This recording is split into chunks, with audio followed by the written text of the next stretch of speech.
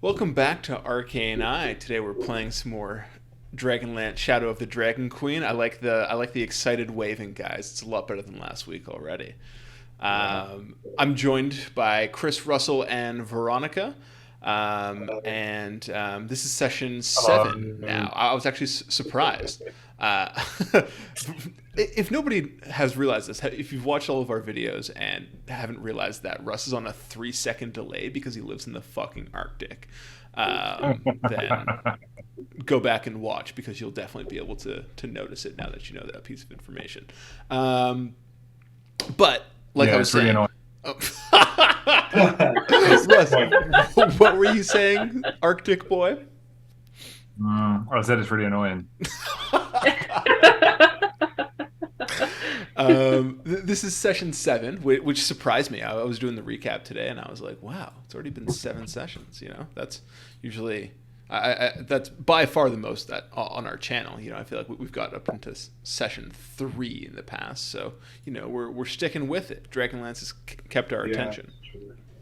How many sessions do you think we did? I guess Aurelion was probably our longest campaign. Do you have those numbers? I have those numbers. It was probably like I bet it was low 90s. Low 90 sessions Yeah, over the course of like a couple of years, I yeah. guess. And that was, but that only in game time, we were only about like maybe 8 days, 9 days. Yeah, that was a constant point. I We bet did it took a lot in a three short time. months in game. Yeah. But let's hop into the recap and then we'll get things started. So, last session, you arrived in Kalaman after departing Vogler and helped get the townsfolk settled in. Then, upon learning that Lord Baccarus had gone to Kalaman's castle to negotiate with the council, you quickly followed. When you arrived, you discredited Baccarus and helped Raven negotiate aid for the displaced people of Vogler. You then explored the city a bit. Val went to the apothecary and discussed joining the mages of high sorcery with the shopkeeper Wyhan, the particularly seductive shopkeeper Wyhan. After that, you went back to the castle and were led to your quarters only to be confronted with an overwhelmed Darrett, who had found a suit of Knight of Solamnia armor that Becklin had gifted him. And that's where we are now. So Right.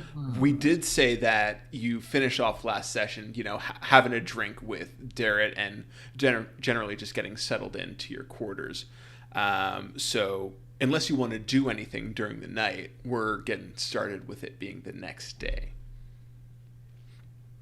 Is there anything that you guys want to do? How do you who wakes up first? This is the stuff that I want to learn. What do you guys have for breakfast? All right, Were we let me just drinking together last night? Was that Yes, yeah. it was a bit of a You guys broke celebration? out some hard liquor and drank away the pain of. I'm gonna can I just roll a con check just to see how I feel this morning? Yeah, is Lance not a big drinker? Not really, no. It's Okay, usually be pretty you follow the occasion was acceptable. I rolled a 6. you rolled a 6. So like, I'm trying to think of the different levels of hangovers I have. Of Um, exhaustion. yeah, yeah. I'm not going to make it mechanically, but we'll say that your breakfast, like, I have to be feeling perfect if I want to eat eggs of any sort. So I imagine that Lance, when you head down to the kitchens and grab your food, is sticking to like bread rather than some nice gooey eggs. Mhm. Um, but yeah, tell me about your morning. I think Val wakes up first. And what does Val do?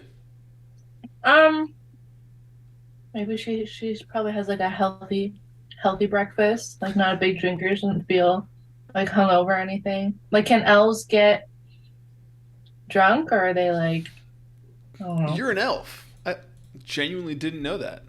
Am I? Honestly, I might No, I have mean, forgotten what I am. Let's see.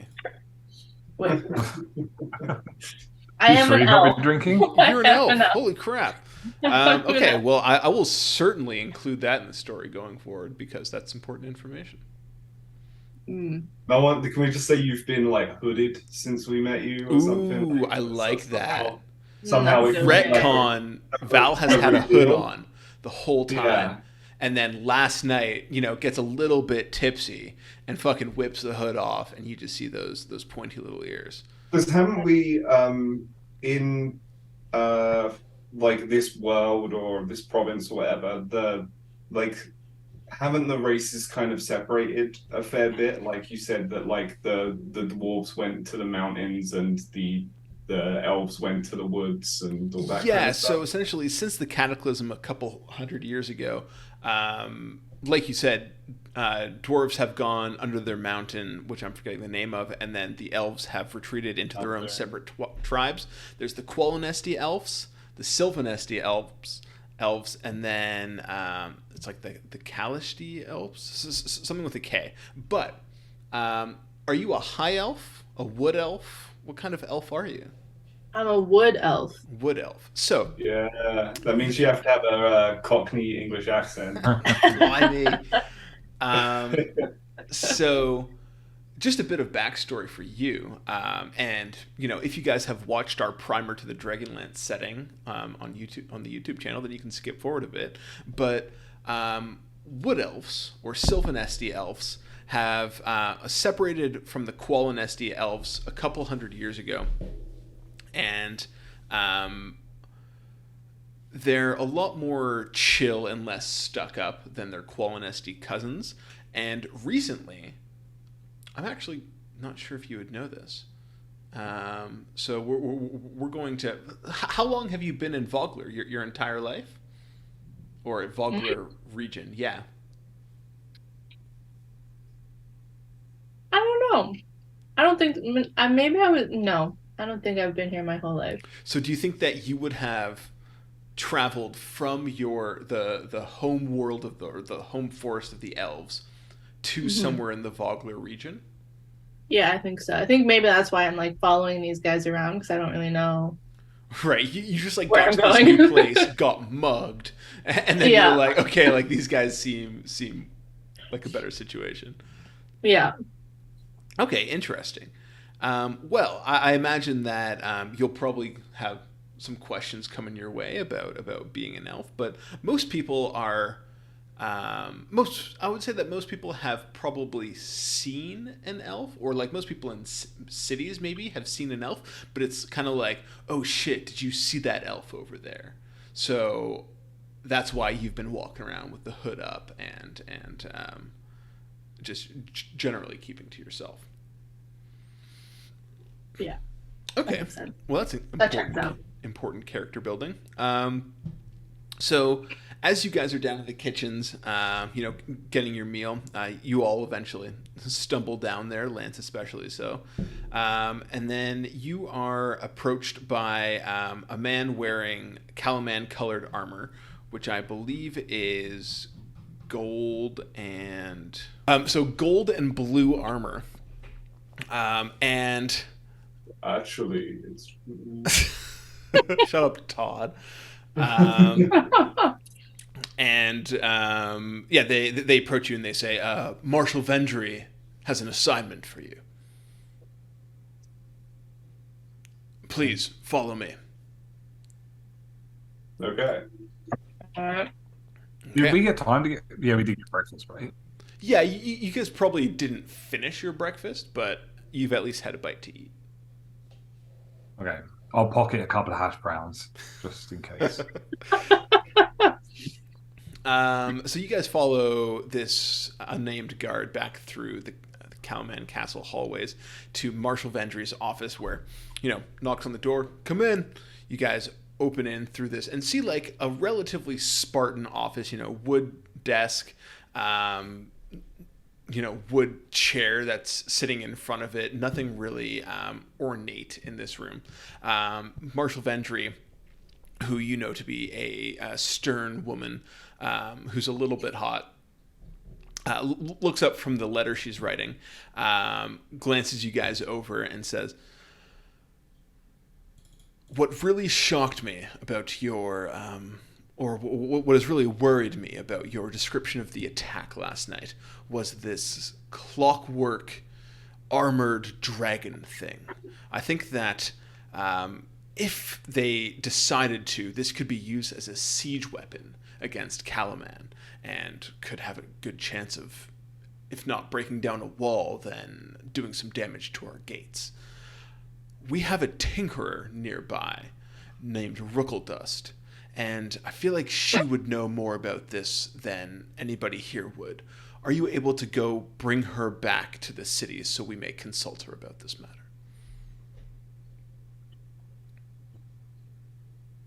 Sure, sounds like a plan. Why not? Okay. Well, just kind of like blinks, like didn't think it would be that easy. Okay, well, where is Rufflebomb? Tatiana Rookledust lives about 12 miles Rookledust. south of Kalaman. You should be able to spot her home. It's in a forested region, but her house is kind of like up on a hill, and it has this big telescope sticking off of it, so you should be able to see it from a while away. And is she a gnome tinkerer? Will we know a tinkerer is a gnome always, or? I would say that most gnomes are tinkerers in this setting. Okay, so this is a gnome. Yes. Okay. And there's nothing else. There's nothing else big sticking off the top of the house. Catapult looking. No catapult looking thing. Only a telescope for this one. Okay. Yeah, we could do that. We're probably, you said about 12 miles. Yeah, it's probably going to be more efficient if we take some horses. Make me a persuasion check. Ooh. Come on, please. I want a horse. 16. 16. Got you up horses. You see, again, she kind of like glances you up and down, chews it over a bit, and it's just like, you know what? These guys seem to have done a very good job in their protection of Vogler and seem to be upstanding citizens. And there are 2 Knights of Solamnia. You know, you guys are known for time is of sticking the to essence. sticking to your word. So she says, okay, scribbles on the paper, rips it off. Give this to the stable master and he'll outfit you with 3 horses. Wonderful. We'll head there immediately. Thank you. And she, nods to you, goes back to her writing.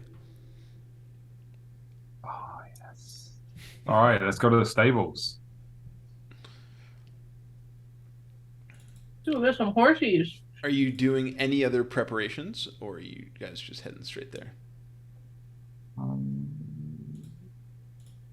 Our mission is to go and meet the Tinkerer and bring them back to town to speak with the. That is correct. Okay. Sounds like nothing will go wrong. Yeah, I'm sure it'll be just as I described. I'm prepared. I mean, I have my sword and my armor, so I'm good. And my armor. Oh, we've long rested, right? Yes, you have. I didn't long rest. Yeah, I'm good to go. I'll go meet the stable master. Cool. Horsekeeper.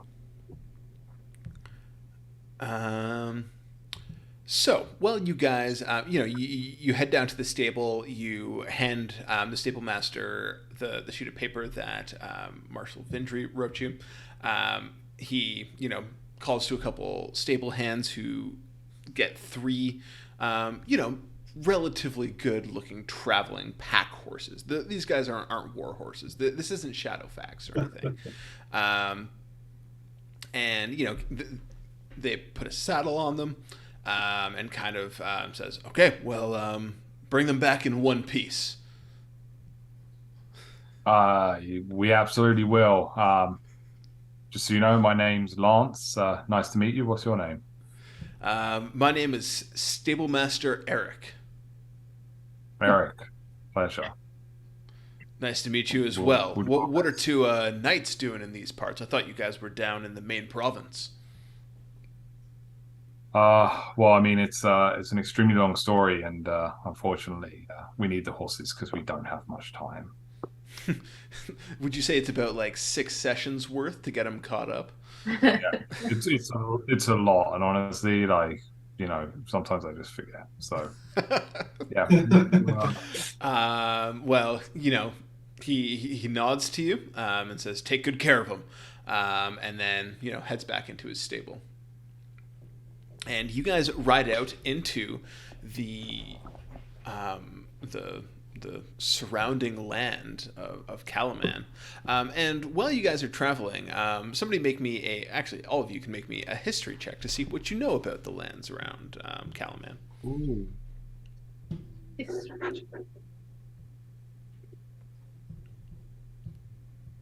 I critically failed, but I got a 6.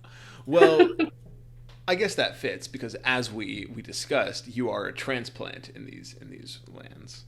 True. I crit in the good way. You crit your pants. Crit my. Okay, I got 11. Okay, well, I think this checks out that Little bit. Zundrium probably wasn't paying attention in history and geography class. But Lance, you would know that the Salamnic province of Nightland, which encompasses both the Dargard Mountains and Kalaman, is said to be a land of eternal twilight where the sun never shines. In reality, the area is gloomy and sees frequent drizzle, but hardly suffers from an accursed darkness. Oh. And I can imagine Lance telling his compatriots that, and them just like being so bored and rolling their eyes at Lance.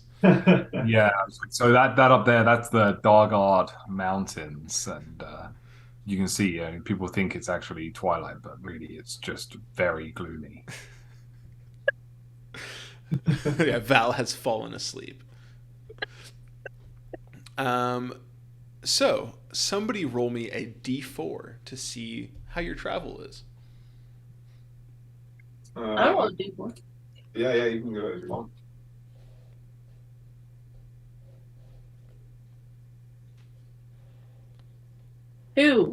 Two. Interesting. Interesting. So, this ride will take you probably the better part of the morning. And as you stop to water the horses and grab a bite to eat, because you didn't get to finish your breakfast, suddenly a group of people turn the corner. And you would see that, as Knights of Solamnia and a traveler, that these folk don't look particularly friendly. They're clad in mismatched armor, marching in no real formation, talking quite loud and boisterously. And you would suspect that this is a band of bandits. A band of bandits. I think I would greet them good day. How many of them? Roll me 2d4. Oh, and we've rounded a corner and they're there, right? We're not like off the sides, can see them somewhere in the distance. Like they're pretty much. I would say that the situation is, the road and the river are kind of running close by, and to your right is a forest. That's kind of like the road is looping around. You have stopped to water your horses and are just like packing up and getting back on your horses when you see these bandits walk around the corner. Okay, and 4 bandits walk around the corner. So, wow. So you call out to them, "Good day." How far away are them from us? Probably 50 feet. 50? 50. 50? 50. Good day. I'd probably wait till they got a bit. I'd wait till they got a bit closer and give them sort of a nod and a good day if they don't do anything else. If they just seem like they're walking past and showing us no mind. They're then they're kind of walking by, and you can see they're like talking amongst themselves and walking very confidently. And as you nod and say good day, they say, "Oh, look at this! A couple of shinies here! Everybody, we're saved! We're saved!" And they all just like laugh uproariously at that. I think they're making fun of you. Oh, I'm glad to see our hard work brings them such joy.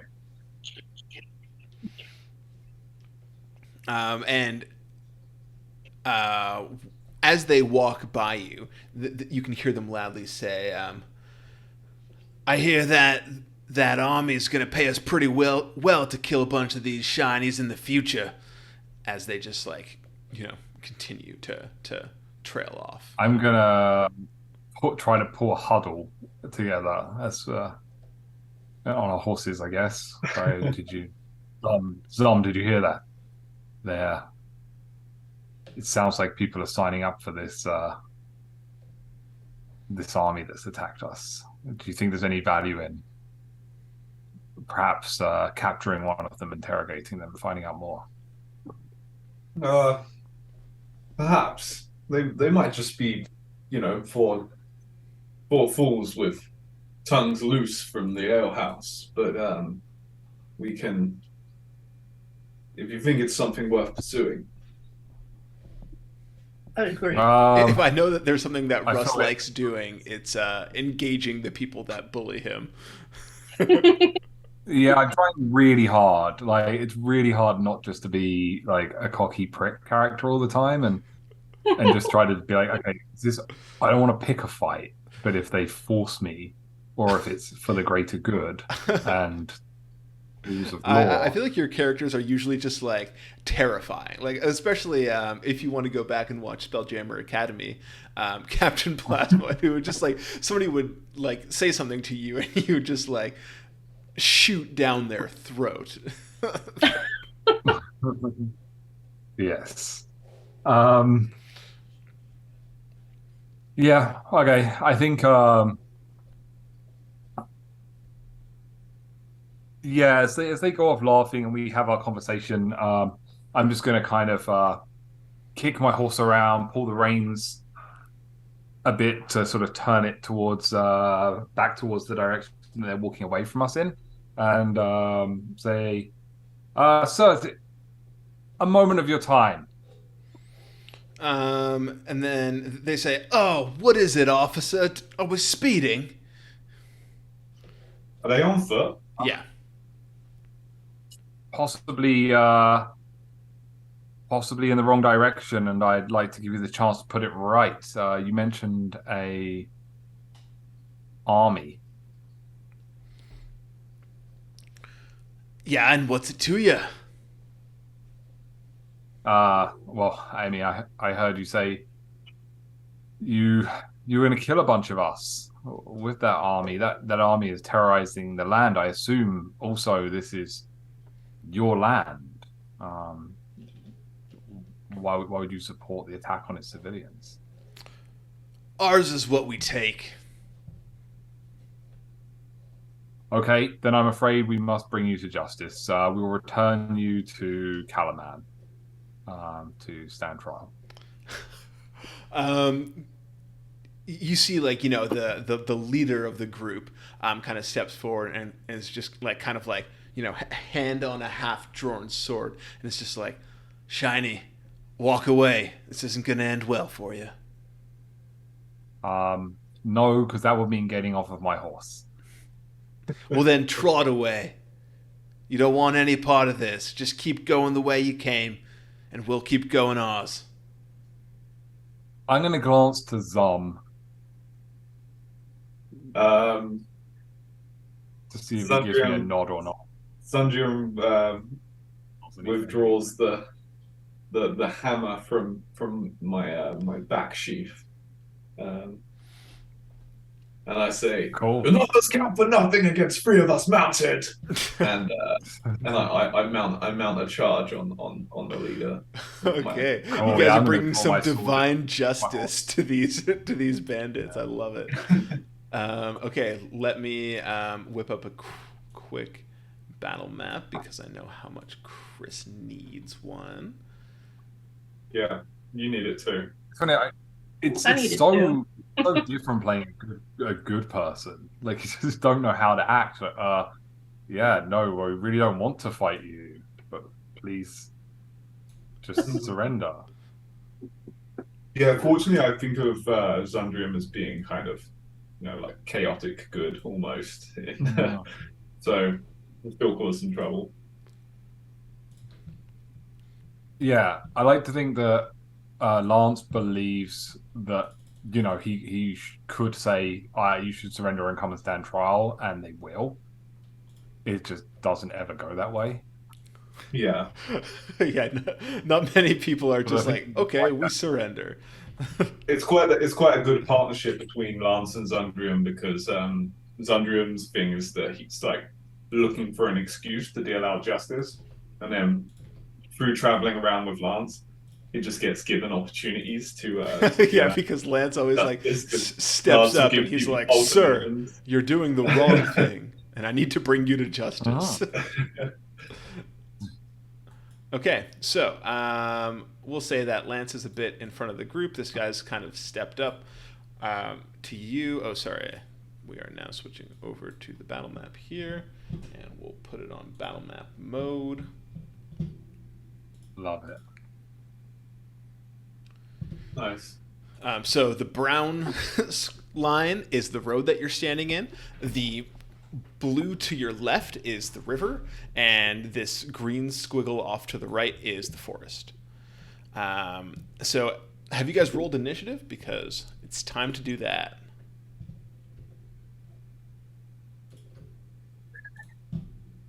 $11. 17. 21. 21.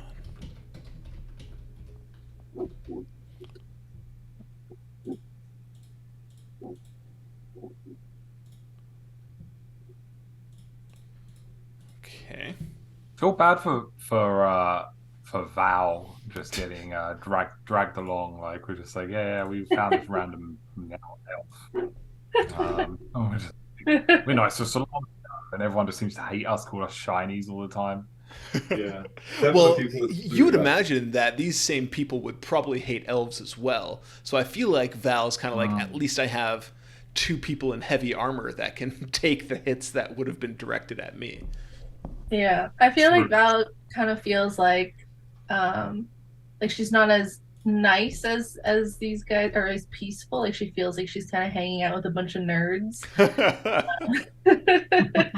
But like she kind of likes them because they can they're growing on you. You're like, these guys are so not like, they're living in an entirely different world essentially of just like moral justice.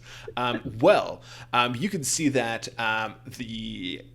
we'll call him the bandit captain that had stepped up to confront you, he wasn't joking when he had his sword half drawn, because he rolled a 22 on his initiative, and he's going to make 3 attacks against you, Lance. So the first one is going to be, actually, sorry, D&D Beyond Dice Roller, sometimes you roll too slowly. So that is a 19 and a 9 to hit, and then he's going to follow up with a dagger, which is a 13 to hit. So I think just the 19 hits, correct? It does. I was just checking if I didn't have any way to avoid that. Oh, I could make him hit my horse. I want to do that. Yeah, I'll take the hit. Okay, so that is 6 damage as he, kind of slashes up at you, catches you under the arm before you can really get yourself settled into combat. Zundrium. Cool. So like as he's throwing like his attacks at Lance, and I just come like charging in with my warhammer raised in the air, and I bring it come smashing down on him.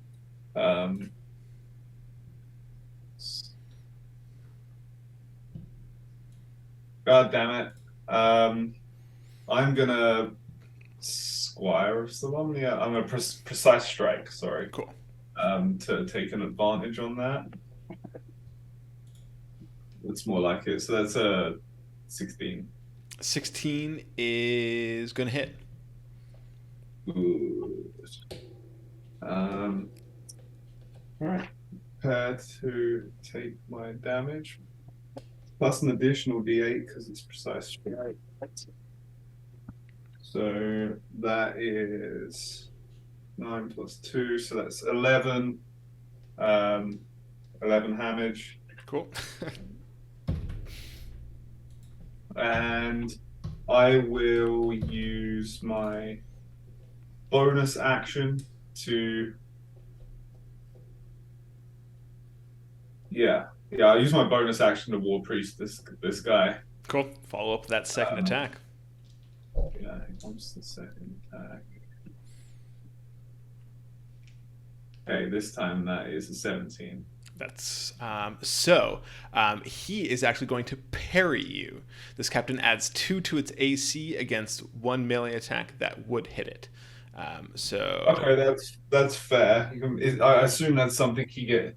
That's like a one-trick pony sort of, or like a. That's a 1 a turn pony. Oh, motherfucker. So yeah, keep hitting it. All right.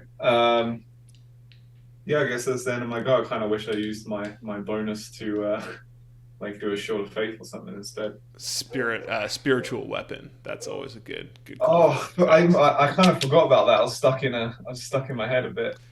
You're just like, I need to melee attack. I just Val, need to charge him and smash him. Yeah. I'm gonna move ahead as well. Wait, I can't move. I think. Oh, you can't move your guy. 1 second. Move my man, my lady. Okay, you can now move your lady.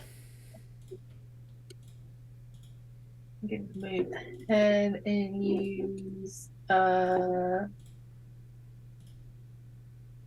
Ray of Frost. Cool. So make your melee attack. Spell attack.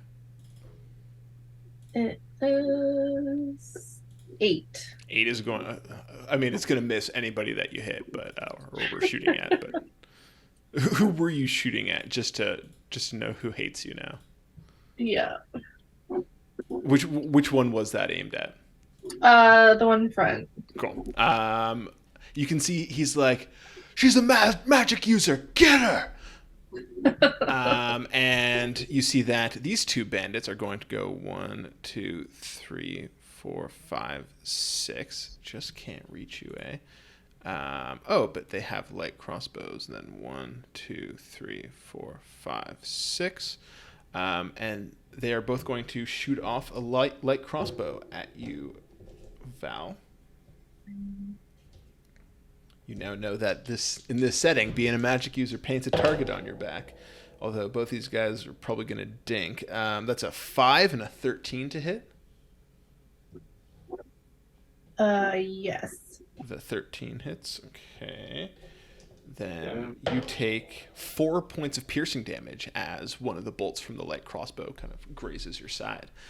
So those guys' turn. Lance. You're also muted. I was muted. Oh no. I'm going to start by bonus action Shield of Faith. Cool. And then I am going to attack the guy who's just run up closest. Cool. Go ahead. Okay.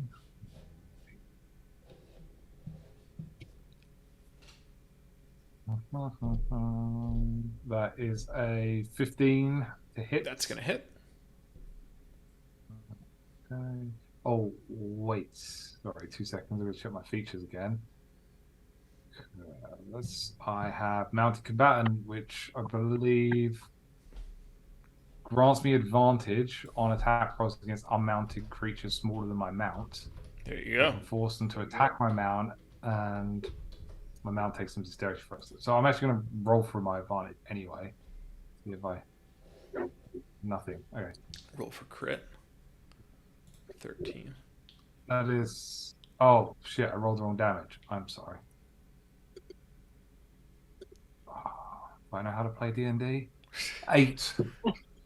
8 damage. Okay, that yeah, you see, you kind of like charge up to him, slash down. He kind of breaks through his attempted block and catches him across the shoulder. Nice. That's it. That's it. I forgot that we only have one attack per turn these days. Okay, so then last bandit is going to. He's just going to take a light crossbow attack at Zundrim. Cool. He rolled a 13, so +3 is 16. So yeah, just dinks off your armor. We're back up to the top with the bandit captain.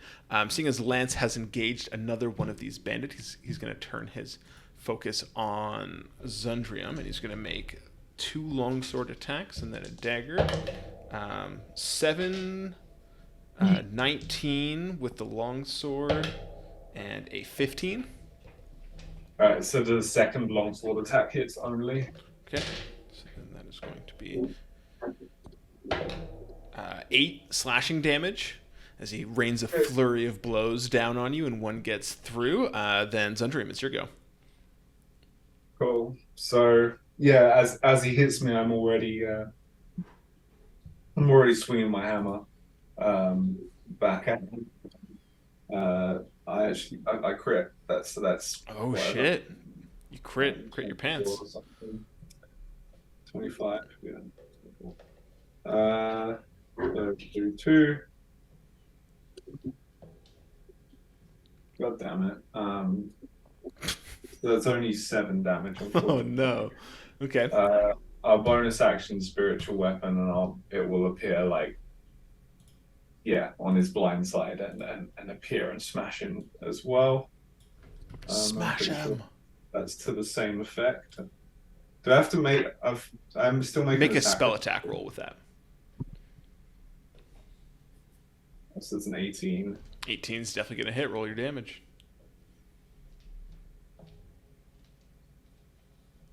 Seven again. Okay. At least that's just from 1d8. All right, Val. That's done. Back around to you. I'm going to. What's this guy who's near me? I am going to use. Trying not to hit you guys. Everybody is everywhere.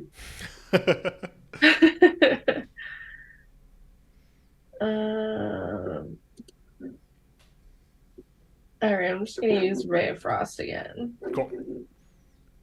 On the guy in front of me. Yeah. I got 17. That's definitely going to hit. Roll your damage. 10. This guy freezes into an icicle. And then you can hear the rest of the people are like, oh shit. They've never seen anybody freeze into an icicle before. Sick. Even though that would be commonplace in other settings, it's certainly not in Dragonlance. Okay, so then that guy's dead. Next up is this guy. And we're going to make a little morale check here. 19. This guy is stoked. He's like, for Timmy! And runs forward 1, 2, 3, 4, and is going to take a scimitar attack at you, Val. Fucking hell, these guys are rolling bad. So 6 is going to miss. Then we're back down to Lance. All right. Kick some ass. All right. Yeah. So the guy that's frozen would I know he's dead, right? Yeah, you stare into his lifeless eyes. Okay. Okay. I'm gonna go for the guy that's attacking Zon, the leader, Cool. and I will swing. Roll again. Advantage. Oh, all right. 15 to hit.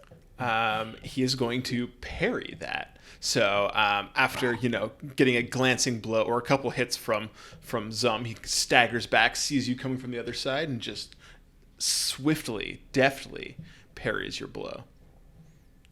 What a dick.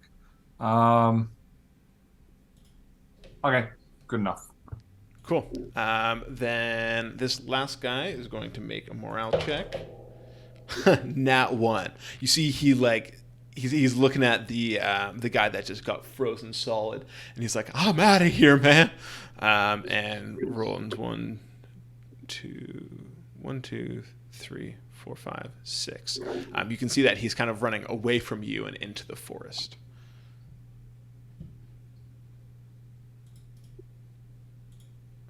Then we're back up to the top with Bandit Leader guy. So now he's going to split his attacks between the two of you. So one long sword each. So that is a 19 to hit you, Zundrium, and a critical miss against Lance. So, and then his dagger is going to go against Lance, and that's a nat 20. So the longsword damage is 6 damage to you, Zundrium. Fine. The dagger damage is even more. So that is 10 damage to you, Lance. 10. 10. And that's on to Zundrium. Okay.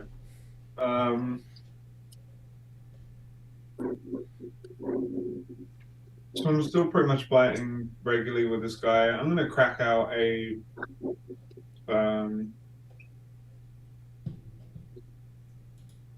So what have I done so far? I've done my spiritual weapon. Sorry, I forgot to burn my spell slots. I'm gonna inflict wounds on this bastard. Okay. Go ahead and make a spell attack. Yeah, the RP of this is that my hammer glows a fluorescent brown as I bring it down upon He's him. like, what? What is that?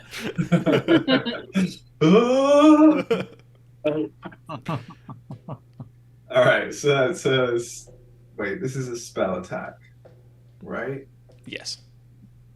Melee spell attack. So that's a 15.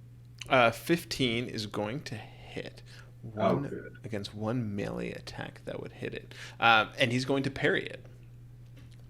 No, he's already done that. No, not since his last turn. So, you come down with your supercharged hammer, and he, eyes it wildly and just gets a swing in to deflect it away from his face. Can he parry a melee spell attack? You sure he can't just parry regular? Like... Adds 2 to its AC against one melee attack that would hit it. See, it doesn't say melee spell attack. Exactly. Regular melee attack. So anything else on your turn? Your spiritual weapon? Yeah, of course. My spiritual weapon, the hammer. That's another spell attack. God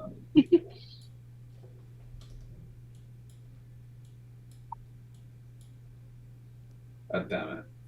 That's 13. I know that's not going to hit. Okay. Then Val. Are we still trying to Are we killing? I guess ideally, once we get it down to one person, we want to Sundrian yelling to you across the battlefield. Yes. Ideally, we want to subdue one of them. But they look wild-eyed. Into the woods, he might be our best option. They're like, these Knights of Solamnia guys are fucked, man. I'm probably the leader. Would be a good one. Okay. Which one's the leader? Infantry? The one that Lance and Zum have been attacking these guys. Oh, that guy. Okay, I'm not gonna attack. I'm gonna attack the guy in front of me with burning hands. Okay. He's gonna make a dexterity saving throw. He got an 8, so he's gonna take that full damage. Nice. This is not gonna be good for this little bandit. I got 11. Okay, so he's still alive. Damn. So yeah, you just like reach out your hands, shoot a blast of fire at this guy. He's going to make a morale check. He's holding fast. He's like, "I'll get the magic user, boss," and he's going to make another scimitar attack against you, and gets a 13 plus 3, 16. Yeah. Okay, so then that is going to be 7 damage. Ooh. Down to Lance. Okay. I'm just gonna straight up just attack him still. Cool. It seems like the right way to go. He's pretty tough. Oh my god. I've got fruity D&D Beyond dice today. Oh, 17 with advantage. 17 is going to hit. And he can't parry. Alright. Fuck, so yeah, he's always just going to parry me if I hit him, then the rest of the round is fair game. 7. 7 damage. Okay. All right. So that is the bottom of the round. This guy has completely disappeared into the forest. So you see that the bandit captain here is, he's kind of like he's breathing hard. He's bloody, and he's like, "Hey, this doesn't have to go. You guys are bloody. We're bloody. How about we just call it off?" If you surrender right now, then I will. yes, If you can let go me back and face walk, justice alive. if you let me walk, this ends right now.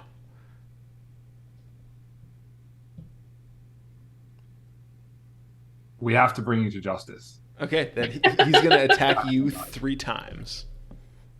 Okay. 18 plus 5 is a 23. 2 plus 5 is a 7. 11 plus 5 is a 16. I just wanted to mention that, like, I kind of forgot that we're on horseback for this whole combat. Does, are there no mechanics around that?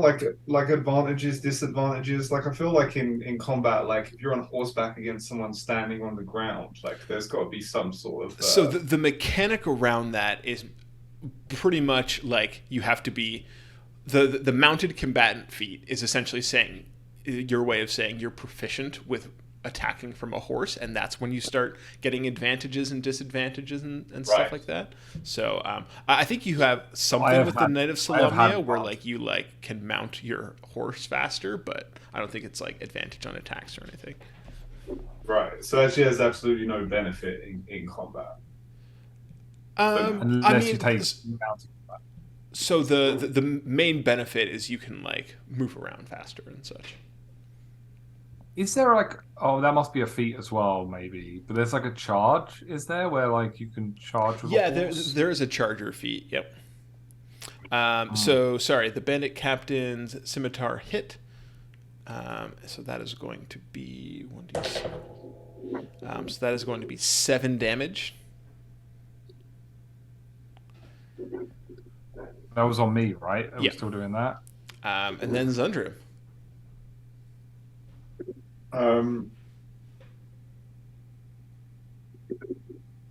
So how's Bandit Captain's looking like bloodied, you said? Just kind of a bit fucked up? Yeah, I would say that he is bloodied right now.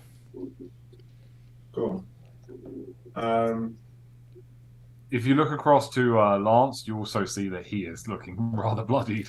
You've got like that Captain America, like I can do this all day kind of vibe. Okay.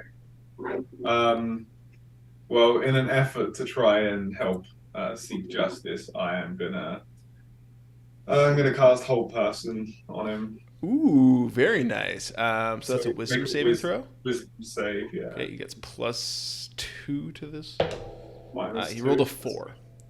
Ah. So Right. he is held. He's what the hell is this?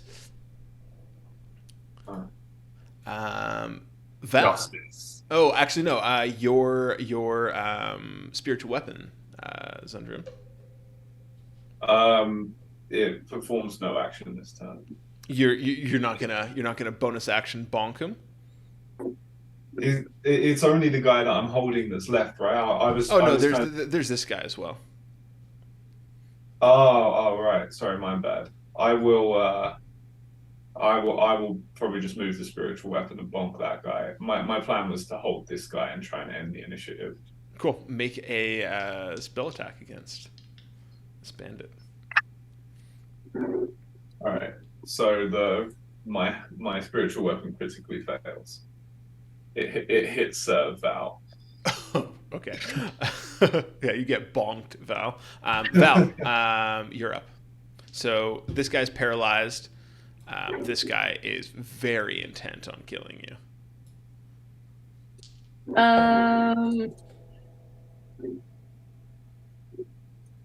Where am I standing? I'm gonna use Charm Person Okay. on the leader, I guess? Wait, on the leader, you said? Yeah. Let me just I know there's a guy attacking in front of me, but I don't know. I will say that he has advantage on his saving throw because you're currently fighting him. Okay.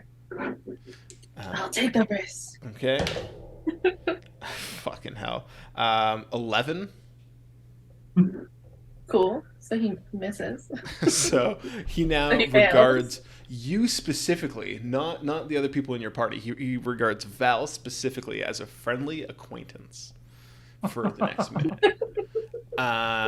Okay, this has taken a turn. Bandit guy that's been attacking you is going to take one more crack at you, Val. That is a 15 plus 3, 18 to hit. So I need you to make me a Constitution saving throw to maintain your actually, it's Charm Person concentration. It's not concentration. He's just charmed by you, but you still take 6 damage. 6 damage. Damn, you beat up over here. Hey, Lance picked this fight. So Lance, speak of the devil, it's your turn. No, I was duty bound to bring justice. Like I didn't pick anything. I didn't choose anything. Well, it's your Honor turn, compelled so me. do whatever you want. I think I'll. It seems like I'm gonna hop down off of my horse and use my rope to bind this guy who is being held's hands. Okay, make me a survival check.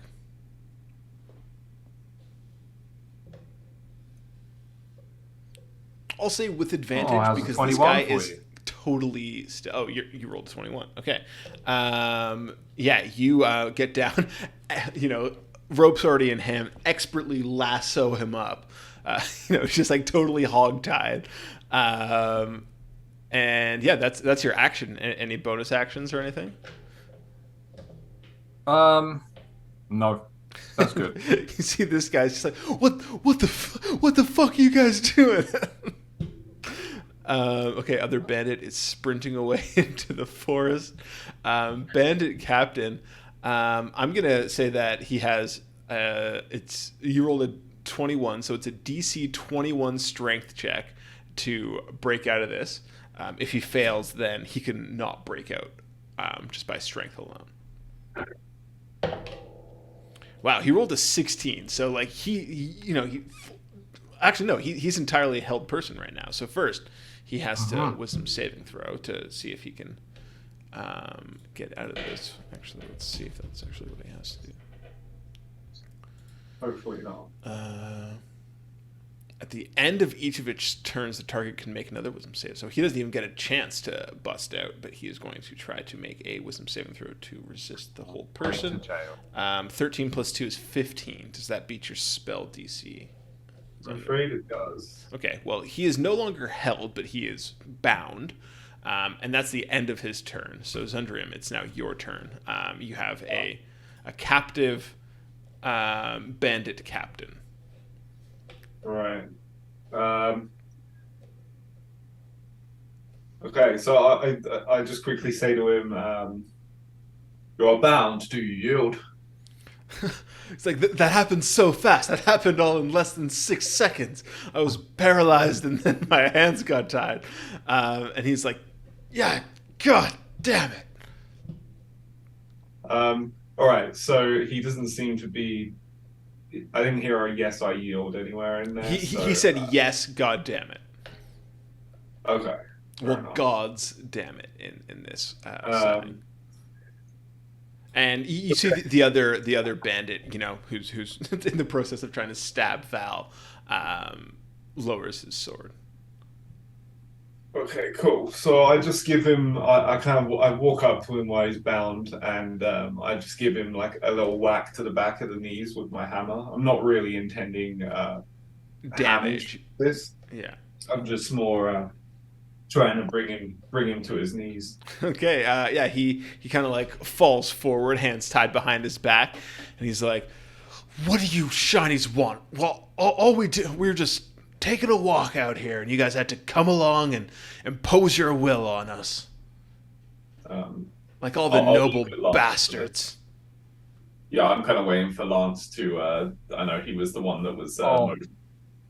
Yeah, I finish stowing the rest of my rope on my horse. I'm going to walk over and punch the other guy to make sure he's definitely surrendered. Well. Yeah, the other guy's kind of like standing around, like doesn't know what to do. You're gonna go punch him? Yeah. Okay, make me Yeah, unarmed attack. 20. 20. That hits. So you deal your strength modifier damage, I believe. Yeah, 3. This guy has exactly 3 hit points left, so you knock him out. Knock him out. So yeah, you Yes. you kind of like walk over to your horse, like stowing your gear, turn around. This guy's kind of just like looking around, like what the fuck's gonna happen. You turn around and just clock him in the mouth, and he just falls in a heap by the side of the road. Cool. I'll drag him back and tie him next to the other guy, just so we're Okay. all aware. And there's a dead guy. And, One of them is sitting like he's frozen solid mid attack, standing right there. It's like, you guys are a bunch of freaks. Listen, you know what happened last time you guys got into saying things and making threats. So let's all take a minute. This hasn't gone well for you. Why What do have you want? joined? Well, I want to know why you've joined this invading army. We haven't joined anything. Do you see any red and black on us? How do you know it's red and black? Well, there's recruiters going around saying that if we want to join up to let them know, but you don't see any red and black on us. How much were they offering you? Oh, they were offering us enough to buy some shiny armor ourselves. Tell me how much exactly.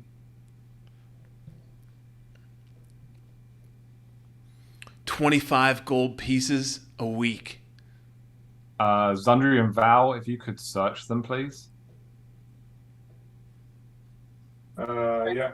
I pat down the whatever he's called, the bandit captain. You pat down the bandit captain, and you find a longsword, a dagger, and maybe like 10 silver, couple copper, and 2 gold. Okay. And then what about his little buddy? Less than that. Checks Well, it wasn't the conclusive evidence I was looking for. out. Unless they just spend a bunch of it. He's like, what, are you gonna, kind of like spits out like some blood from his mouth. He's like, you gonna rob us too now? You know, whatever's ours is yours, I guess. Thank you. It's really hard to know what to do here, being honorable. Where were these recruiters? Where have they approached you? We were up in the mountains, and they've kind of they had just finished sacking some random town.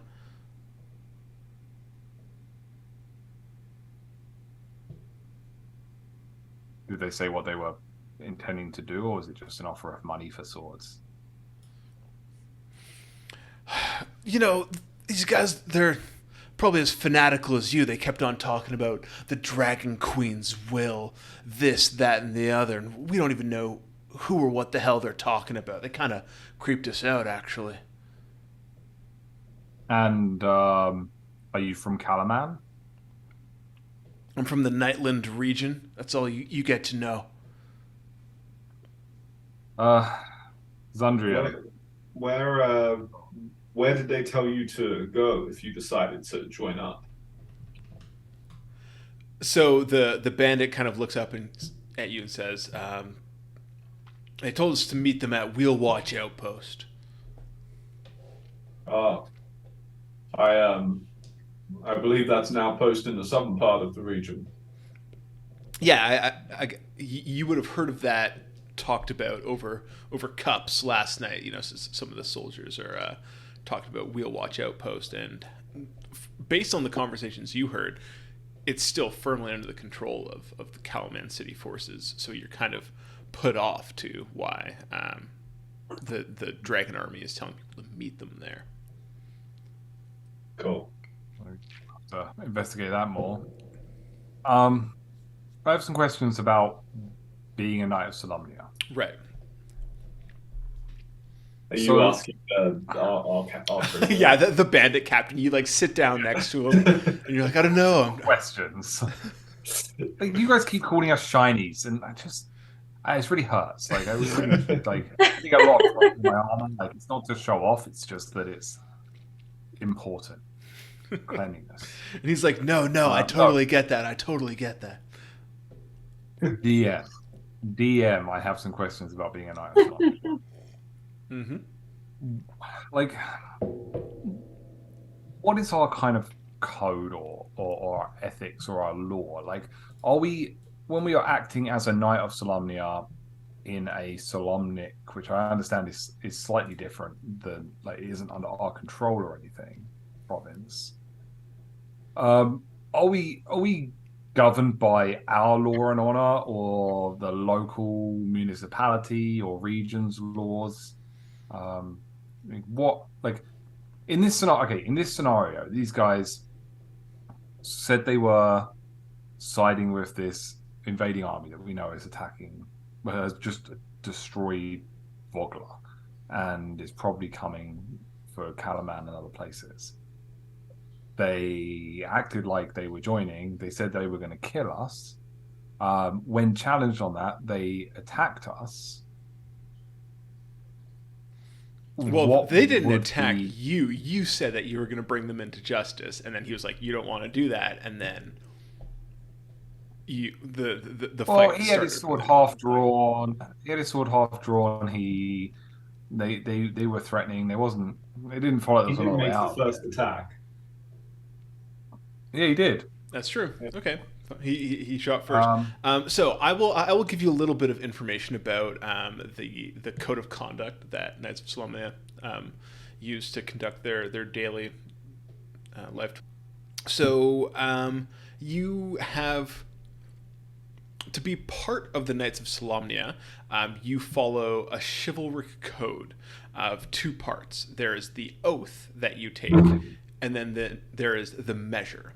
So the oath is simple and aspirational, a star to navigate by, while the measure lays out specific rules for the organization and conduct of knighthood. The oath that you take, I'm not going to try to say the old Solemnic version of it because I'll butcher it, but it translates to "my honor is my life." So that's kind of your guiding star. The measure is a staggeringly complicated, excruciatingly specific guide to the knightly life that I imagine that Zundrium Apparently, it encompasses 37 volumes, and it covers everything from courtly etiquette to proper saddle mounting. But I think Zandrium remembers from the few history lessons he was awake for that it's been so like the measure has been long due for an update, but for like centuries, the Knights of Solamnia haven't heard. There hasn't been someone that holds the position high enough to initiate changes to the measure. So it's actually it's outdated. You're right. According to the measure, the knights no longer have sufficient numbers to elect a new grandmaster, the highest office in the knighthood, leaving them without an authority who could overrule or update the measure. Despite this, a growing minority of knights push for a reform of the measure, believing that it is unwieldy and outdated, and it no longer serves the ideals laid down by their founder. So I imagine that there's kind of two separate ways, like camps of this. There are people that I imagine Lance would fall under one, who's like, oh, like the measure, I'm going to read this whole thing and hold myself to it. And then there's Zundrium, who's like, this thing is stuffy and doesn't really fit the new age of knighthood. But I could be wrong. I'm making assumptions. So tell us how your character feels. Yeah, before you even said that, I was going to, once you'd mentioned the measure and everything, I was going to say I have pulled out my pocket copy of the measure.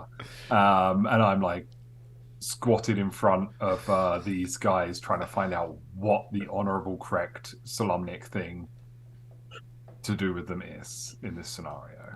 So, based on the measure, if we're looking at this straight from like the facts and what the measure would tell you to do, these men have committed no crime, and they were they certainly drew your honor into question, and your membership of the Knights of Solamnia. So that might have been enough of a challenge on your honor to challenge them to a duel, which you did and succeeded. In terms of bringing them to justice, you imagine that there isn't much that they would be able to be committed. Like if you brought them to a court, they wouldn't necessarily be found guilty of anything unless you can pin some of their past banditry on them. Usually what people do when they see bandits, what the Kalaman City Watch would do is kill them. Less bandits, less problems.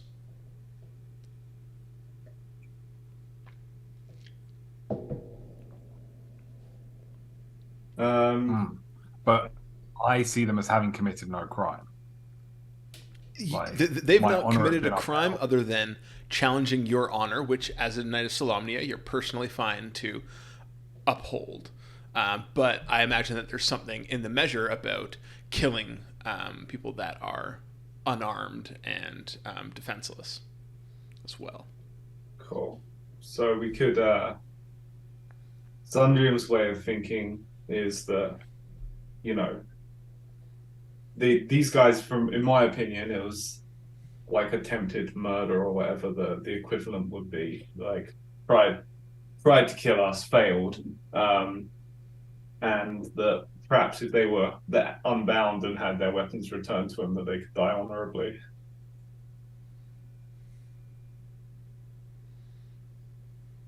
What does Lance think? Did Zundrium communicate this to me, or Sure. did he just think it? Okay. You intend to set them free, Zundrium, along with the guidelines in the measure. Yeah, I believe if we untie them and return their weapons and see what happens. Okay, that let me just check. I'm gonna quickly flip just to check there's nothing about giving people weapons or whatever. And if I find out I'm okay, then I'll agree that the correct decision is to allow them on their way. They were defeated, honor was upheld. Yeah, you cut this guy loose, and he kind of like does the classic, rubs his wrist where the ropes were biting into him, and you kind of like kick his sword and dagger over, bends down, picks them up, sheaths them, and is just kind of like looking at you side eyes, and it's just like, I'll never understand you, and then turns and walks away, leaves the unconscious guy there on the road. The unconscious guy isn't bound or anything, right? We can just leave him to like wake up and find his way. Yeah, frozen guy is dead. Nice. So yeah, then I think I'll just nudge Lance and just be like, so should we just let him walk away? You happy with that? It feels the right thing to do. I hope we don't see him again in the future. This feels all a little bit Saving Private Ryan. Is it Saving Private Ryan where that happens? Yeah. Spoilers. Yeah, well, they don't kill the German guy, and he ends up killing one of them. Yeah. Spoilers. Yeah. Oh, spoiler. I was gonna watch that 20-year-old movie. Yeah. Isn't that kind of what happened? Nah, I guess I was gonna say Ollie and Egret, but not. I guess John wasn't going to kill Ollie. I wish he did. Well, he did. Spoilers. Oh, Spoilers. Well, if you don't know what we're talking about, we're not going to say the show. So hopefully, when you watch it, you're not spoiled. So you guys have dealt with your moral quandary for the day. You've kind of like pulled the two bandits that are, one's unconscious, one's frozen, off the road, and kind of just like left them in a ditch. I imagine that when unconscious guy wakes up, he's going to try to like wake up his frozen friend and then just be like, Jesus Christ, and walk off. He defrost eventually. He'll defrost, but he's also dead still. Yeah. He's preserved. Yeah, the scientists in thousands of years will find him. Okay, so you guys continue on the road. I'm not going to throw any more moral quandary side quests at you, or else we'll never get this sorted. So eventually you approach the area that was marked on your map by Marshal Vindry, and it's a thick forested area with rises and falls as you get closer and closer to the mountains, and then you see through the break in the trees this house standing on a hill that has a telescope on it. But you can hear, now that you've come into this clearing, you have sight of this place. You can hear and see that there's a commotion taking place at the Tinker. What's her name? Rookeldust's home. And you're a bit far away at the moment, but you can hear like clanking, clashing, loud noises. We're on horses. We can get there nice and quick. Yeah, I guess. Like kick it into a canter, or maybe even a gallop. Yeah, so I would say you guys are in like relatively unpathed forest right now, so you're kind of like weaving through trees and such. And as you get closer, clanking grows and grows and grows. You guys are coming up the rise. You still don't have the house in view. How are you approaching the situation? Are you riding in, saddles blazing? Is the clanking like steel on steel? You can make me a perception check. We're playing Dungeons and Dragons. I can make you make rolls for things. 5. Definitely feels like he has the chances to know who's doing dumb things. Yeah, it's just like you can hear. It's just a general raucous. It seems like metal on metal. Okay, well yeah, then let's sprint the horse towards whatever's going on. Yeah. Sword drawn. So let's look over to the Roll20, where you will see. Whoa. Oh. Yikes. I forgot how. In all of that being a investigator, I forgot how fucked and injured I am. I will say, Yeah, I'll be the nice Can I lay on my DM hands? and say that you guys could have taken a short rest because you had horses and everything. You know, it's not that strenuous of a journey. You can take your short rest before you roll up here. Thank you. I don't want you guys to get TPK'd by a bunch of goblins. So many bigger and better things to take on in this campaign.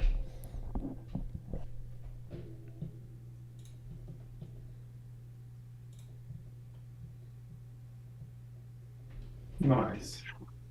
20. Oh, nice. You're a good man, Mike. Thank you. Yeah, I now expect good rest. money, monetary payment.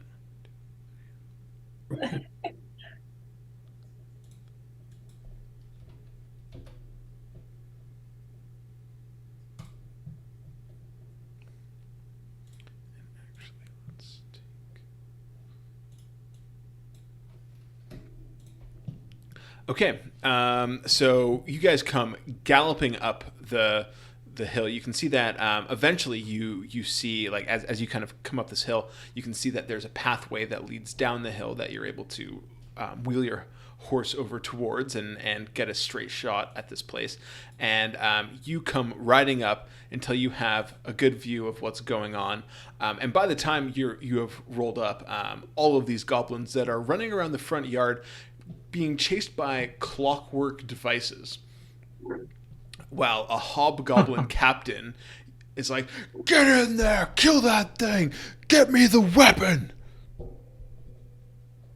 And you can see that there's also like this large metal device here that is looking rather beat up at this point. Let me just...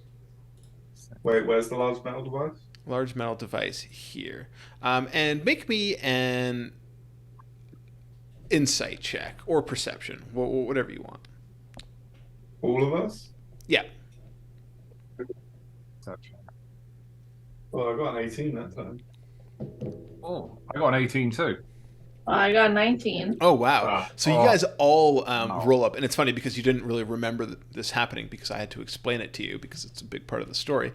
Is this looks like it has the chassis and the frame of similar to that giant fire-breathing dragon thing that you saw attacking Vogler.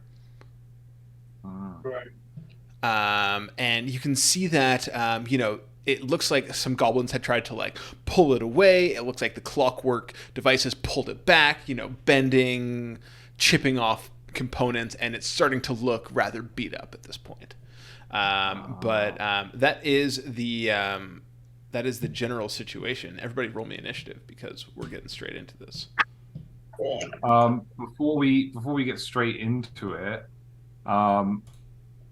I'd like to ask about the cats. The cats. This map isn't actually from the book, but I will say that there are two cats up in a tree looking on the ensuing chaos. Yeah, they're not. You can't see them on the map on the screen, but I see them on mine. Oh, I see. I'll show you them on the map. Shout out to whoever made this map because I just pulled it off the internet. Oh, nice. Okay. I got 21. And Zundrium I just got 12 this time. and Val. Sorry. What was Roll the me number? initiative, Val. Oh, I got 5. Oh, okay. Really low. Good. I don't have to yell at you. Okay, so then...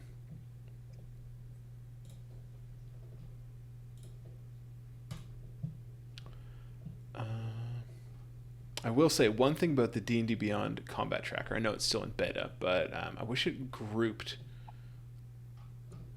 enemies of a similar type. Okay, so the goblins actually rolled a 21 as well, Lance. What is your dexterity modifier? +1. +1. Okay, so then the goblins are going to go first. So, Oh, you see the hobgoblin captain as you guys come storming in. He's just like, kill the shinies! And you see these guys are going to 1, 2, 3, 4, 5, 6, 7, 8, 9, 10, 11, 12. next time we're at a market, I'm going to buy some like matte black paint and paint my armor so people stop calling me a shiny. I'm just glad that bugs you guys. It does, yeah. I don't like it at all.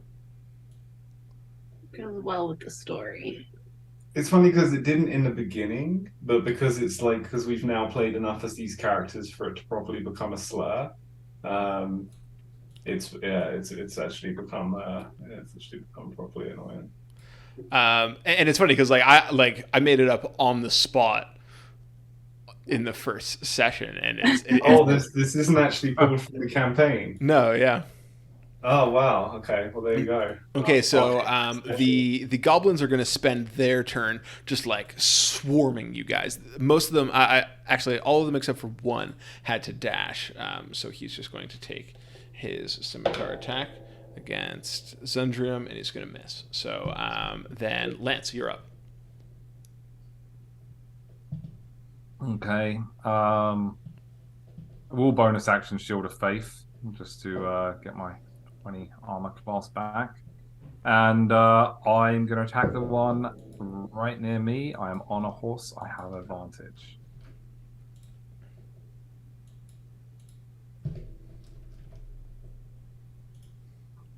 Keep rolling javelin, the same plus. It was a 21 to hit. That hits. And a 5 slashing damage. Okay. This one is like, you do you have a javelin or a sword? I have a sword. Okay, a so long yeah, sword. you slash into this goblin, and he get a huge gash across his chest, and he stumbles back, dripping green blood. He looks very, very hurt, but not quite dead. Yeah. That's the. I might maneuver a bit if he's staggered back and left room for me to. He hasn't mechanically staggered back. You could move around if you want to take an opportunity attack, though. Yeah, I'm not scared. I'll move around to kind of cut off their rear. Okay.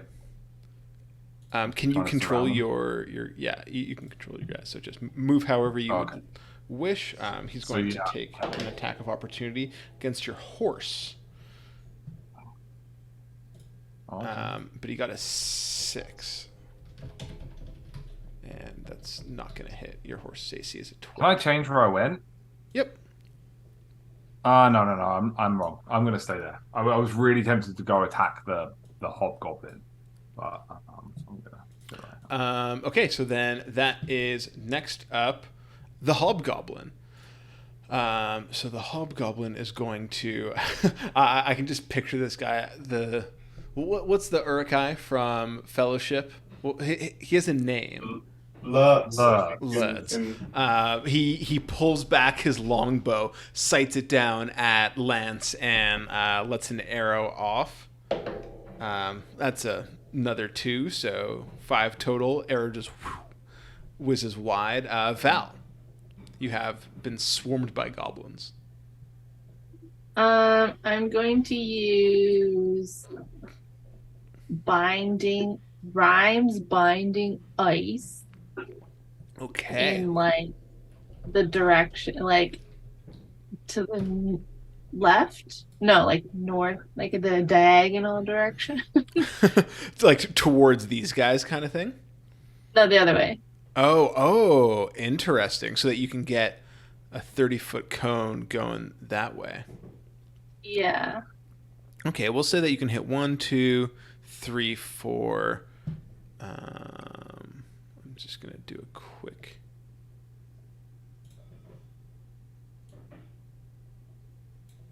Bastard, snap to center.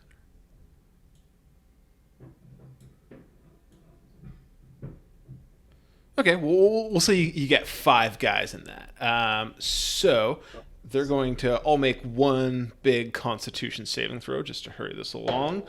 Oh, sorry. They all rolled a 19. That was just the first guy. You still got 4 more guys to roll. Was this like a hive mind That's what I thing? don't Like... like about rolling for a group of people. Fine, I will roll for all 5 of them. So that was the first one. Second 2 got an 8 and a 9. Third one got a critical fail, and then the last one got an 8. So 4 fail, 1 pass. Perfect. Right result. Next time you guys don't get to short rest before the encounter. Next time we just don't get to group roll for damage. Whatever. So I got 21. Fuck. You have frozen all of these. They have all just like huge blast of wintry energy emanates from Val and just kind of like rolls over these goblins, obscuring the area. It just turns in like the air condenses into fog, and when it clears, you see that 5 of these goblins have just been turned into goblin icicles. Actually, no, wait. The guy who passed only takes half damage, and he's not frozen. So half damage is rounded down to 10. He's still dead. These guys have 7 HP. So it wouldn't even matter if they all passed, because they all still die. So then, these guys are in a panic. You see the rest of these just chittering to them, to the rest of their alive patriots, and they're just, and they look panicked and look like they are going to run in the next turn. Zundrim.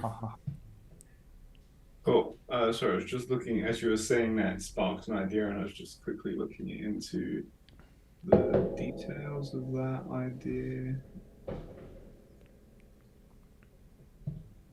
All right. So there's just the one goblin alive right next to me that I will just from the top of my horse, and like after a bunch of them are just kind of like frozen dead, I'm just like, rah! I swing my hammer down on the little goblin. It's hammer time. That's 13. That is going to miss. That's what I thought.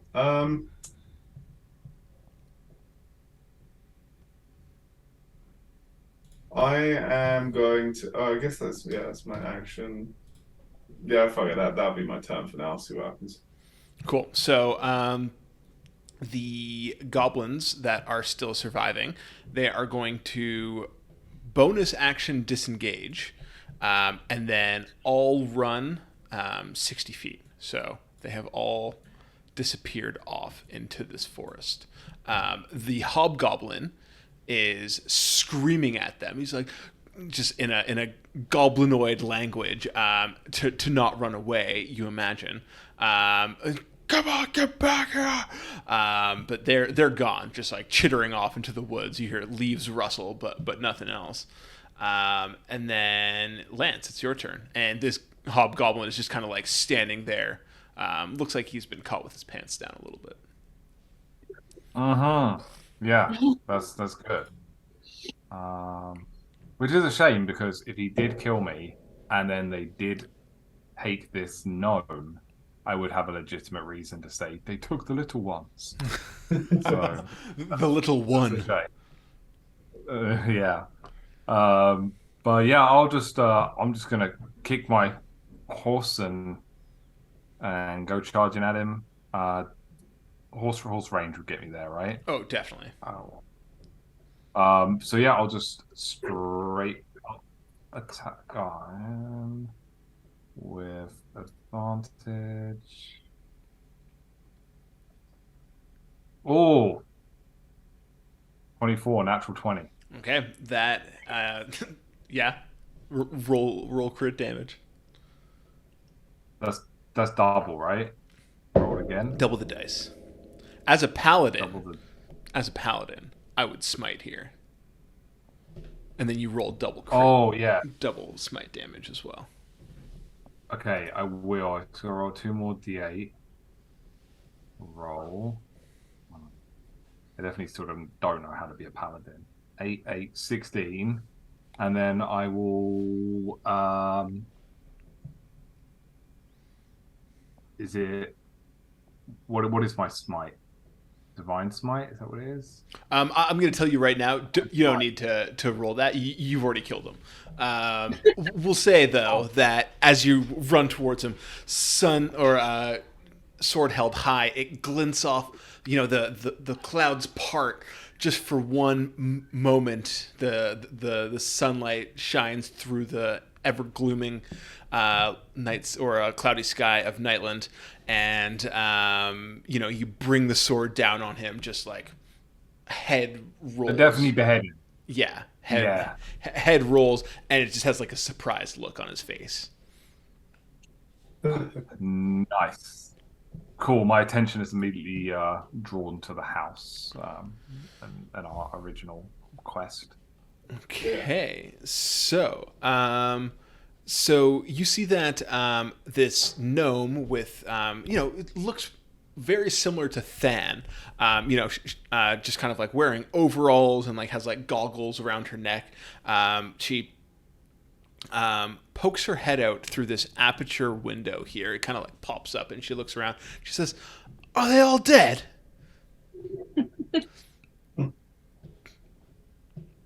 Yeah. Yes. Okay, well, come in quick. The roof closes, and you wait for a moment and then the front door of the house opens up, and inside you can see that there is it's just absolute clutter everywhere, and also they didn't really get a chance to act, but what the clanking and clattering was this.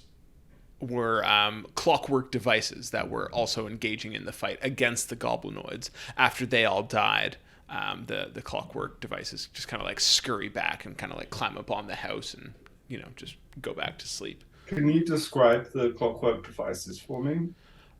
Yeah, let's see. There was a contraption that looks like a big set of teeth, like a big like. There was a bundle of thrashing cords, just kind of like almost like tumbleweed-esque, just like rolling around.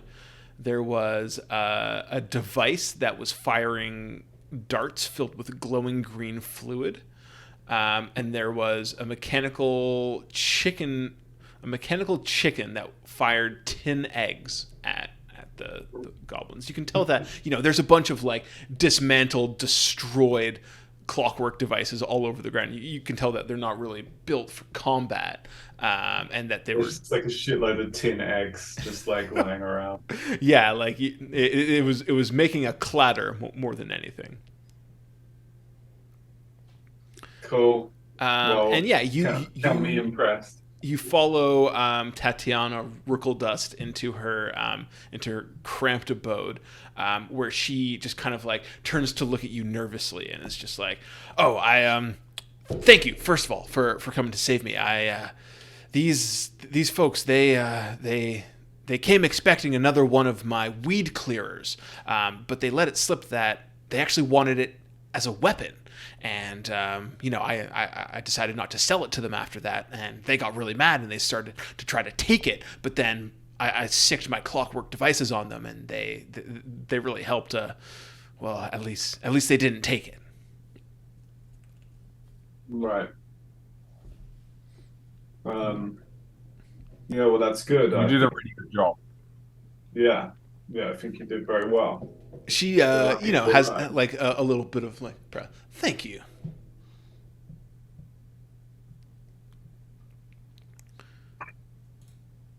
So anyway, we're we were dispatched by the was it the marshal? Yeah, Marshall Vindry. Yeah, so Marshal Vindrick has had dispatched us to come and get you and bring you back to Kalaman because we need your expertise. Would you be willing to come along and help the city? Yes, I take it that my home isn't safe any longer, which is unfortunate. But I have a bag packed just for such an occasion. And you see she runs over to like this like bag that's almost as big as her. Throws it on and presses or flips a switch over on the side. You can see that all of the clockwork devices just kind of like deactivate and kind of fall apart. And she takes the key off and slips it in her pocket. And she says, "Just so nobody else can come and use all my inventions."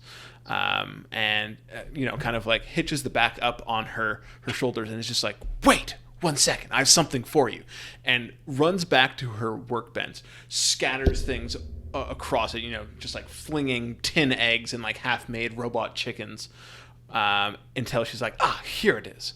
And you can see that she is holding 2 backpack-sized kind of like gear tin type devices that each have like an antenna. And they also have a mouthpiece that kind of like comes around and sits in front of your mouth. And she says, these are an invention of mine called the Fargab. They're matched so that when one person talks into this Fargab, they'd be able to hear it in this one. And you see that the other one just has like earbuds. So essentially what these are is one person that is wearing the mouthpiece can talk to another person who is wearing the earpiece if they're within 18 miles of each other. Did you think to create perhaps 2 Fargabs so people might communicate with each other? But then how would they be able to hear? You wear the earpiece and the mouthpiece. Oh, why didn't I think of that? Maybe I'll be able to make some tweaks if I can find a workshop in Kalaman. We'll find you a workshop in Kalaman. You see that she like puts them in your arms and then just kind of like walks away. Cool. I take a quick scan of the room. Does anything catch my... I assume we're leaving now, and this house is probably going to be abandoned to, like, raiders and stuff like that. So I take a quick scan of the room. Is there anything that catches my eye as far as, like, oh, I recognize that. That's, like, the explosive powder that the other, like, the gnome... Make me a perception check.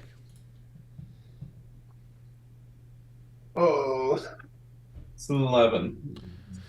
It's an 11. You find like the main thing that you would be able to get from this in terms of things that might actually be beneficial to you are a couple of the darts that are filled with a glowing green liquid.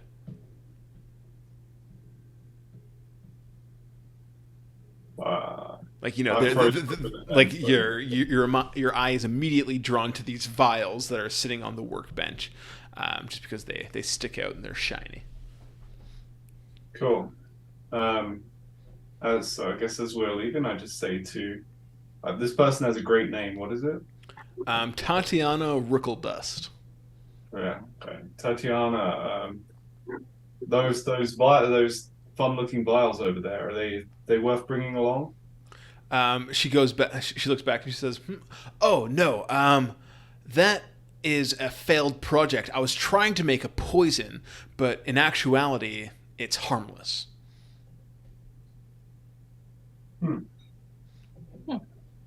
Well, that's I don't know why I noticed it.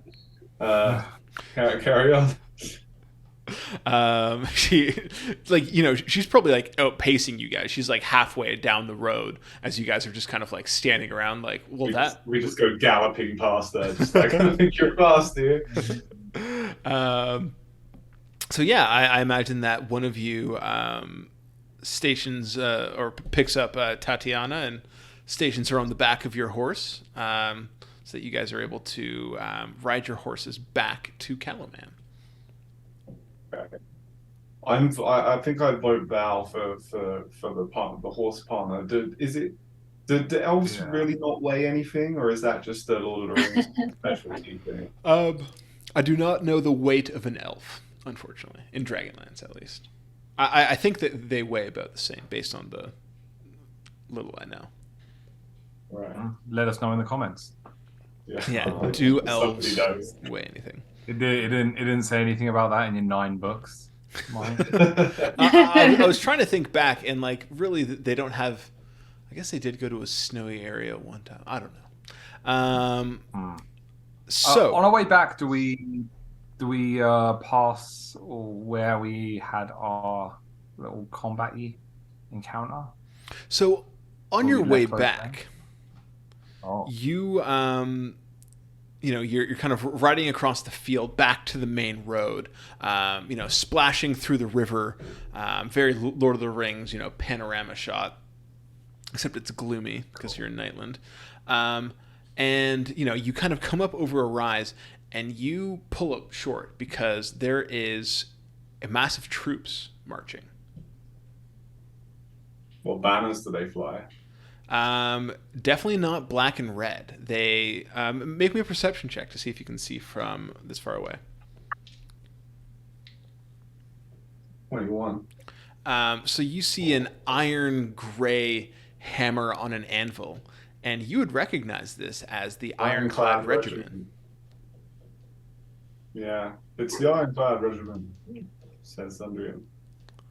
How does Zundrium / Chris remember or know all these things? Like, he knew about the Slumnia Knights code book and the Ironclad Regiment. I paid a lot of attention in session 0 to some of the details of the Knights of Slumnia because I knew I wanted to play that. And then I remember I was already thinking that this would have been the mercenaries, and then when Mike said that their banner was iron something, all of a sudden my brain flipped a switch. It was like Ironclad Regiment. Yeah, if you go and watch back in the video and look at Chris's eyes, you'll see a moment of lucidity just snap into him where I shit my pants. And then he remembers something. So you see, it's probably about 100, 150. They're walking in a loose formation, keeping to the road, not moving particularly fast. Can we make out the shape of the figure that leads them? It's a dwarf. Tis. So working under the assumption that it's Cudgel and the Ironclad Regiment, somehow they had managed to find a form of retreat during the battle and are now heading here. I kind of report the same to Lance and Val and I've already forgotten her name. Brittany Shagenbreath. Tatiana Ruckledust. There you go. Yeah. So I tell them what I've just figured out.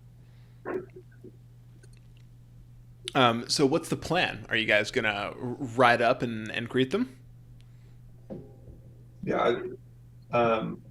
My suggestion would be that we try and ride ahead of them so we can meet Cudgel at the head of the army and not cause any trouble or anything like that. Have them instantly recognize us as friends, and we'll accompany them to Kalaman. I agree. Yeah. Okay, so you spur your horse down off the rise, and you kind of come up alongside of these folks, and you can see that they're kind of like pointing, and you can see heads turning to look at you as you get to the front of the company and then turn in, and you can see, like we said, that the company is being led by none other than Cudgel. I forget what her last name is. Cudgel Ironsmith, I think. And you can see that, she kind of notices the horses as well, looks up and sees the knights in shining white armor, and Val in her purple robes. And you can just see she like raises her hammer and salute to you as you roll up, and she's like, "Sir Knights, it's good to see you." And I imagine that she reaches up and clasps your guys' forearms in a very manly predator handshake. Oh, son of a bitch! Amen. Cool. And she says, "I'm glad to see you guys made it out and are here in Kalaman. I imagine, have you got to the city proper? What of the other Vogler townsfolk?" Oh yeah, They're camped Sorry. outside, and we made it mostly safely. And I was so keen to answer, and I forgot most of what happened. It's been such a busy day. So we do have some bad news that you may not have already heard. That we are currently working under the assumption that Becklin is no longer with us. She when we were making our exit, she seemed to have sacrificed herself to make it so we had a better chance of getting out there. You see that Cudgel takes a pause, looks down, and she says, "That sounds like Becklin. Well, thanks for telling me. We'll drink to Becklin tonight." Perhaps if there's time, we were dispatched by the city to grab whatever her name is, and Tatiana Ruckledust. right, to bring Tat back to the city. So we've already settled into the city, and we're kind of just on our first little quest to try and help turn things around. Things are really going to shit around here. So we better make haste back to the city. And she says, "Well, you're on the horses. Lead the way." And I imagine that you spend most of the rest of the day, it probably took you most of the morning to get to this point on horseback. So as you're like clip-clopping alongside the marching army, you're probably arriving around evening at this point. You can see that as you approach Kalaman, the kind of tent city outside, that a couple soldiers come out from amongst the tent city and kind of stand in front of the road, and you can see banners going, people raising banners on the city walls. The gates are starting to close and stuff, and you can see that they're kind of not upset that a large force has come, but they're definitely wary. And as you guys are still probably half a mile out. Okay. So with no one in the Ironclad regiment is on horseback. No. So I'm going to say that to Zundrium and to Val and probably also to Cudgel as well. Just should we? Well, I guess they would see the banners, but I mean, should we ride ahead and inform them of what army approaches their gates? I think that's a good idea. Tensions are high in these days. Okay. So as we approach the gates, is there kind of a friendly face? Is Marshal Michelle there waiting to... Marshal Vindry. No, but you do see that as you're rolling up, you see that the guards, as you get within eyeshot, two Knights of Solamnia riding out ahead of the group. They don't have weapons pointed or anything. And they say, "I imagine that you're the two knights that we've been told to expect. Who is it that you bring within the city walls?" So we got our friend Val here, and the Tinkerer we were set to fetch is upon her horse.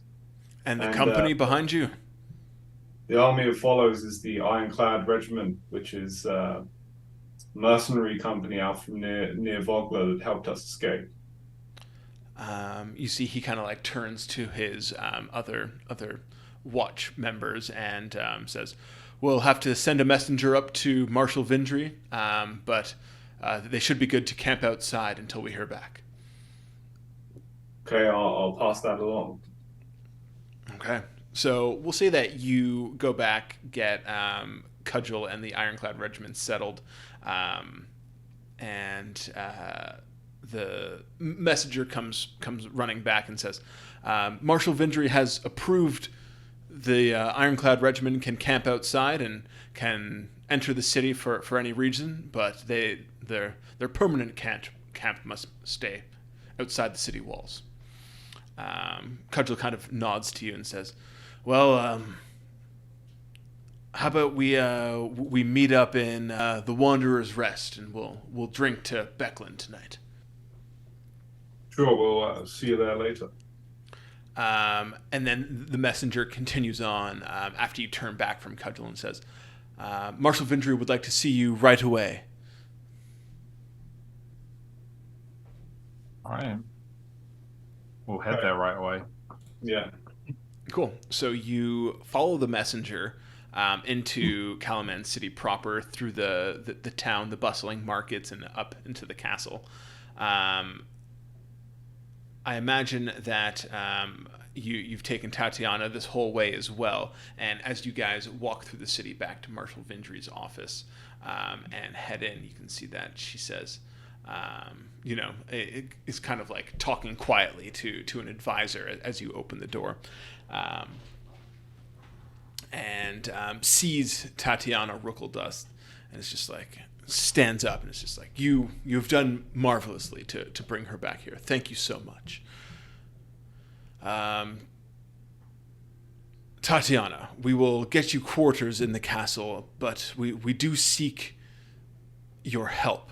And she goes on to describe the situation, the clockwork dragon that appears to have routed the Ironclad Regiment before. And Tatiana says, "Yes, that was built by me, and I think I'd be able to help you fight against it." God damn it. What? Oh, that it was built by her? No, Zundrum says out loud as they're discussing the clockwork dragon that we should have destroyed what was left of the one that the goblins were trying to steal. Yeah. Well, you said it was heavily damaged, right? But it wasn't destroyed. Yes, it was heavily damaged, and the Dragon Army, I'm not sure how much tinkering knowledge they have amongst their groups, but if they have any gnomes, then there's certainly a starting point for them. And Marshal Vindry looks back and is just like, "Yes, that's troubling indeed. Do you have any idea where they would have taken the device they currently have?" It's kind of like looking to you or Tatiana for an answer. Does Tatiana say anything? Let's see. Tatiana says, "No, like I said to these guys when they picked me up, I built that device with the intention of it being a weed exterminator. I didn't build it to be turned into a weapon of war, and obviously they didn't tell me what they were going to use it for."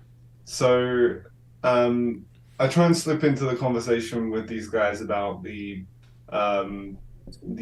bandits, and that they had been told to go to, I can't remember where, the Whispering Wall. We'll Watch Outpost. There you go. We'll watch Outpost. That's close.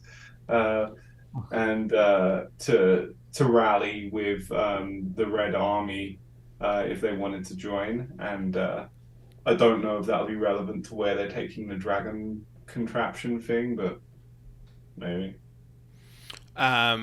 You see Marshal Vindry looks at you like dumbfounded, and it's just like, why would they tell them to go to Wheel Watch?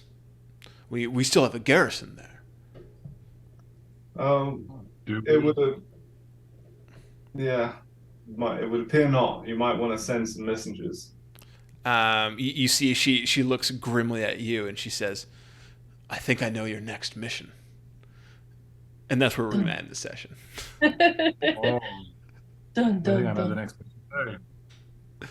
Our next mission is to send the Ironclad Regiment to the outpost. Well, thank you very much for watching. I guess we have to do the ending spiel now. If you liked the video, go ahead and give it a like and subscribe to our channel for more Dungeons and Dragons action. And until next time, bye. Arcane, bye. Okay, Arcane, bye. bye.